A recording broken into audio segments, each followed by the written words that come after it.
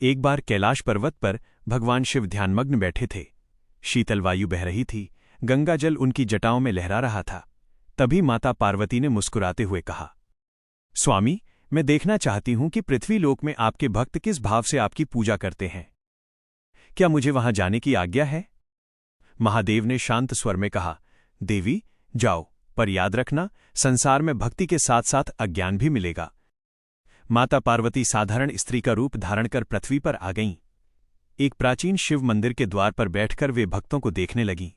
सुबह से लेकर दोपहर तक भक्त आते रहे, कोई जल चढ़ाता, कोई दूध, कोई प्रेम से बेलपत्र अर्पित करता। सभी प्रार्थना करते और अपनी अपनी मनोकामनाएं मांगकर लौट जाते। ये देख माता पार्वती का हृदय आनंद से भर गया। परंतु जैसे ही संध्या हुई, मंदिर का एक सेवक आया। उसने चढ़े हुए बेलपत्रों को लापरवाही से समेटा और मंदिर के पीछे कचरे के ढेर में फेंक दिया। माता पार्वती का हृदय कांप उठा। ये वही पवित्र पत्र हैं जो मेरे स्वामी के मस्तक को स्पर्श कर चुके हैं। वे तुरंत उठीं, कचरे के पास गईं और एक एक बेलपत्र को स्नेह से उठाने लगीं। कुछ लोग ये देखकर हंसने लगे, देखो, ये स्त्री कचरा इकट्ठा कर रही है, पागल लगती है।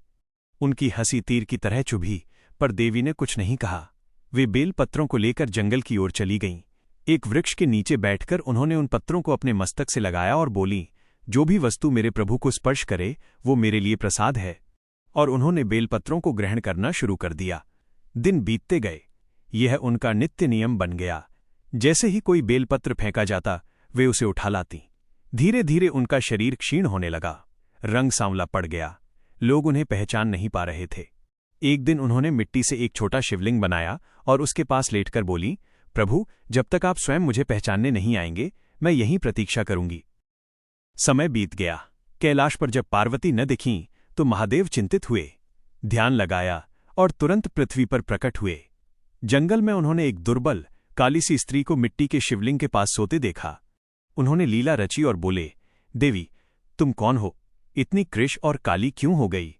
कौन तुमसे विवाह करेगा? स्त्री ने घूंघट में ही उत्तर दिया, हे प्रभु, रूप का घमंड न कीजिए, प्रेम ही सबसे बड़ा सौंदर्य है। महादेव मुस्कुराए। उन्होंने उसकी कलाई पकड़ी और जटाओं से गंगा प्रवाहित की। गंगा जल की धारा जैसे ही उस स्त्री पर पड़ी, उसका तेज पुनः प्रकट हो गया। दिव्य आभा से पूरा वन आलोकित हो उठा। वो कोई और नहीं, स्वयं माता पार्वती थीं।